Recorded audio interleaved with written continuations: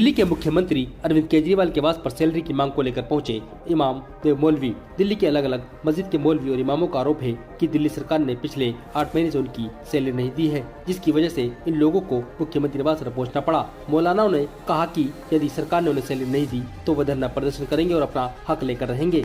मौलाना मोहम्मद साजिद रशीदी मेरा नाम है। मैं ऑल इंडिया इमाम एसोसिएशन का नेशनल प्रेसिडेंट हूँ।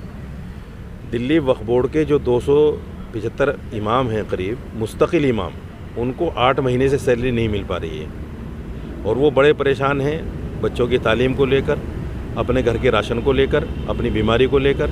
उनके कैसे अखराजात पूरे हो रहे हैं ना सरकार को फिक्र है ना दिल्ली वक्फ बोर्ड को फिक्र है। इसी बात को लेकर हम यहाँ पहुँचे हैं। हमारा कहना ये है कि हमें हमारी 8 महीने की तनख्वाह दी जाए। दिल्ली सरकार लगातार इमामों को सैलरी देने की बात करती है और सैलरी दी भी जा रही है, तो क्या वजह है कि आप लोगों को सैलरी नहीं मिल पाई है? देखिए, दिल्ली सरकार किन इमामों को सैलरी दे रही है वो दिल्ली सरकार जाने। हमारी तनख्वाह 8 महीने की रुकी हुई है, जो हम मुस्तकिल इमाम हैं। मैं बार बार इस बात को इसलिए कह रहा हूँ कि मुस्तकिल जो इमाम हैं वो 275 हैं और बाकी जितने लोगों को तनख्वाह दी जा रही है वो प्राइवेट लोग हैं। उनको अभी 8 महीने से 9 महीने से 1 साल से दी जा रही है। हमें उससे कोई लेना देना नहीं है। सरकार जो है किसी को भी सैलरी दे, मंदिर के पुजारियों को दे, गुरुद्वारे के ग्रंथियों को दे, सबको दे, हमें कोई लेना देना नहीं। लेकिन हमारी 8 महीने की जो सैलरी रुकी हुई है वो 8 महीने की सैलरी हमें मिलनी चाहिए। यदि सरकार सैलरी नहीं दे रही है, आप लोग अब प्रदर्शन करने के लिए आए हैं, क्या ज्ञापन भी सौंपेंगे? और नहीं मिलती है तो आगे क्या कदम रहेगा? नहीं, हम ज्ञापन भी सौंपेंगे और अगर हमारी सैलरी नहीं मिलती है तो फिर भूख हड़ताल के लिए भी सोचेंगे। कितने लोग आज आप आए हैं और आगे क्या कदम किस तरह? देखिए, लोग तो ये सब लोग आप देख रहे हैं कितने लोग हैं।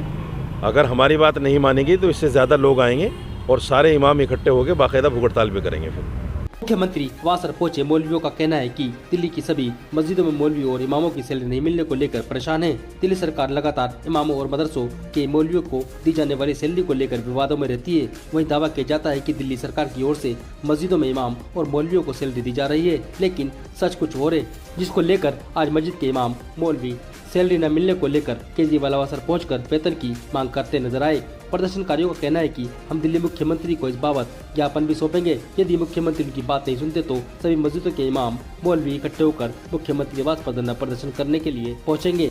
जी, इजहारुल हक कासमी फतेहपुरी मस्जिद के अंदर एक मदरसा है, जो एक अकेला मदरसा है जो दिल्ली वक्फ बोर्ड चलाता। उसके टीचरों की 24 महीने की तनख्वाहें रुकी हुई हैं। ये महीना मिला दें तो 25 महीने हो जाते हैं और हमें भी यही कहा जाता है। चेयरमैन साहब कहते हैं सीओ देंगे, सीओ साहब कहते हैं चेयरमैन साहब देंगे। फाइलें इधर से उधर घूम रही हैं और 24 महीने हो चुके हैं। इसमें आप लोग अच्छी तरह समझ सकते हैं कि हमारी कितनी परेशानी होगी। क्या जो वक्फ बोर्ड के चेयरमैन है अमानतुल्लाह खान है, उनसे भी आप लोगों की बात हुई है? हाँ, बात हुई है, मुलाकात हुई है। उन्होंने कहा हम दिलवाएंगे और जब दफ्तर आते हैं तो वहाँ खाली हाथ चले आते हैं। क्या वजह है कि नहीं मिल पा रही है? अब वजह जो है सही पता नहीं चल रही है। वो कहते हैं सीओ साहब देंगे या ग्रांट से मिलेगी।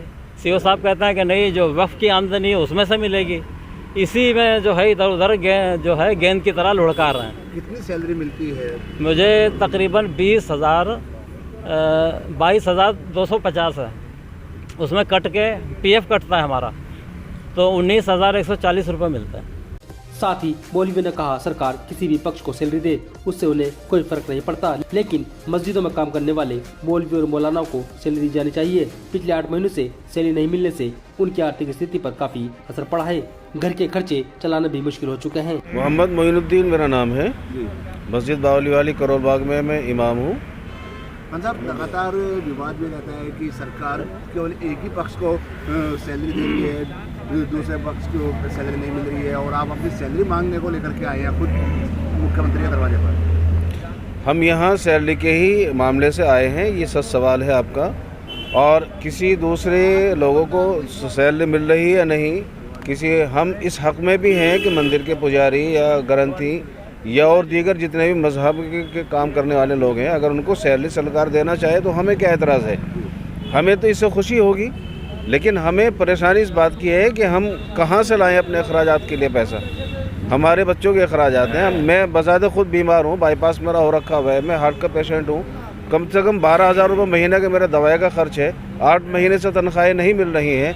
अभी साफ अंदाज़ा लगा सकते हैं कि जिसका 12,000 रुपये महीना दवाई का खर्च हो, 18,000 सैलरी मिलती है और वो भी ना मिल रही हो, तो कहाँ से पूरे करूँगा मैं अखराजात? तो अब क्या मांग करते हैं सरकार से? सरकार से हमारी मांग यही है कि हमारी जो रुकी हुई सैलरी है उसको अदा की जाए और आगे की सैलरी हमारी कंटिन्यू की जाए और सैलरी के अंदर खातिर खा इजाफा किया जाए। यदि मांग नहीं सुनी जाती तो आगे क्या कदम रहेगा? बस आगे का जो हमारे जो सदर साहब हैं वो जो फैसला करेंगे हम उनके साथ हैं। एक तरफ दिल्ली सरकार लगातार मस्जिदों और मदरसों के इमाम व मौलवियों को सैलरी देने को लेकर विवादों में रहती है। नाम तो लिया जाता है कि मस्जिदों के इमामों को वेतन दिया जा रहा है, लेकिन सोचने वाली बात यह है, अगर वेतन दिया जाता तो आज मुस्लिम धर्मगुरु रोड पर न होते, अपनी सैलरी की मांग न करते। दिल्ली सरकार विवादों के बाद भी मुस्लिम मौलानों को सैलरी नहीं दे रही तो दूसरे धर्म के धर्मगुरु